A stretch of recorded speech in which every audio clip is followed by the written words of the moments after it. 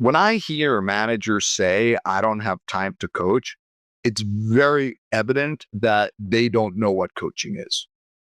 It's just like when I'm speaking to a team of senior executives or sales enablement, and they say, well, we want our people to coach 70% of the time. Okay. Coaching is not something you do to someone. It is not an event.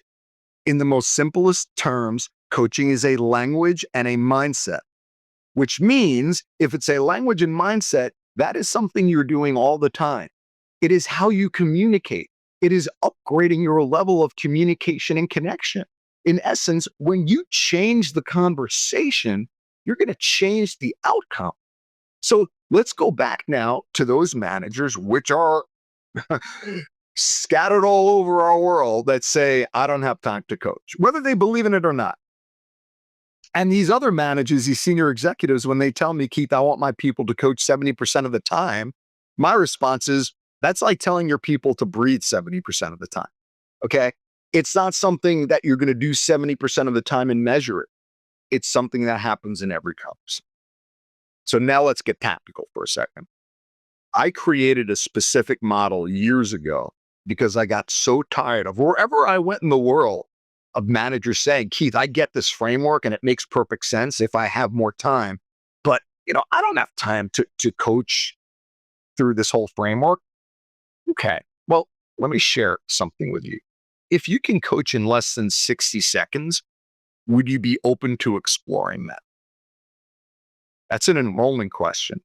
And I need confirmation. Of course, they said yes. Okay.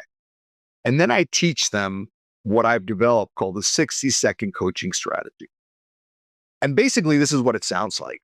And every leader or even salesperson, or basically anyone who is watching this right now, you can take this and use this in your very next conversation. If someone is coming to you looking for help, here's what it sounds like. I'm the manager. One of my direct reports comes to me. Hey, boss, I could really use your help on this deal. Now, I have two paths right now. I could take this path and be the quintessential chief problem solver who is like a heat-seeking missile, who is just looking to solve everyone's problems, okay? Or I can go this way and know what I need to do as a leader and lead conversations with questions, not answers.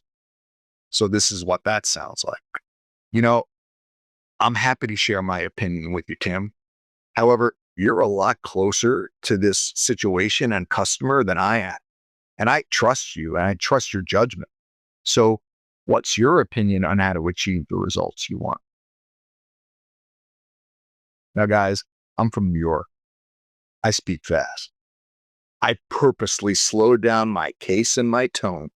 I think I did that in under 30 seconds. There is not a leader in the world who can challenge me and say, Keith, I can't do that.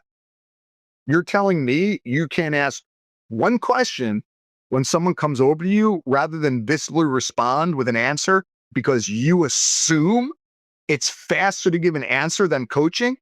Well, let's break that one down, just like I heard from my client yesterday. You keep giving answers to people today, you'll be giving answers to them for the rest of their career. Okay? You coach them today. You are building their critical thinking. You are building trust in you and in themselves. And most importantly, for salespeople, you're building their confidence. Well, what do you think is going to happen when you continually have conversations like this? Eventually, that person is no longer going to be knocking on your door because you've empowered them to solve their issues on their own. That's how you get your time back. That's your lesson in time management. Conversely, you're the chief problem solver and you perceive giving out the answer is quicker than coaching, and you're going to be giving them the answer for the rest of their career because what you have inherently done is you have created dependency. So every person on your team is thinking, well, I have a problem. I know who's going to fix it. Let me go to my manager. They'll fix it for me. And then managers wonder why their day is spent putting out fires. and doing everyone else's job. When you're looking at the 60-second strategy in just 30 seconds, number one, you're acknowledging the person that they are closer to the situation. Okay. Number two, you're telling them that you trust them and you trust their judgment. Well, what do you think that's going to do for their level of trust and confidence? And finally, you're asking a question. What's your opinion on how to achieve the results you want? Reality is created in language. Coaching is a very specific language. Notice the word I use. I didn't say, what's your answer? What's your strategy? What's your solution? Because answers, strategies, and solutions can be wrong or right. When I ask for someone's opinion, opinions are not wrong or right. They just are. And everyone has them, and they're not to be judged. So when you ask someone for their opinion, they can't say to you, I don't know. You don't know your opinion? Well, what's your opinion on your favorite food? What's your opinion on your favorite movie? What's your opinion on your favorite sport? What's your opinion on your favorite place to visit? None of these answers are right or wrong, and everyone has one. It's up to the coach to uncover that, okay, in a less threatening way. Now, there are leaders right now thinking, Keith, that's great if they come up with the right answer, okay, and let them run with it. But what happens if they have a half-baked answer or a solution that I know will not work? Do I just say, how long have you been on your job?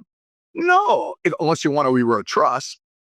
What you're going to respond with is say, thank you so much for sharing your opinion. I appreciate it. Let's walk through your ideas together so that the both of us can assess your process and create the best solution that's going to achieve the results you want. Now it's a collaboration. It's not an interrogation.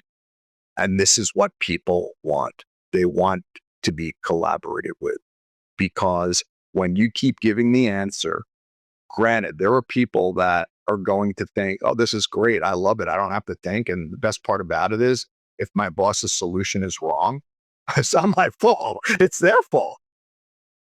But there are other people that will go to their manager when their manager gives them an answer and think, I guess my manager doesn't trust me. I guess they don't have confidence in me.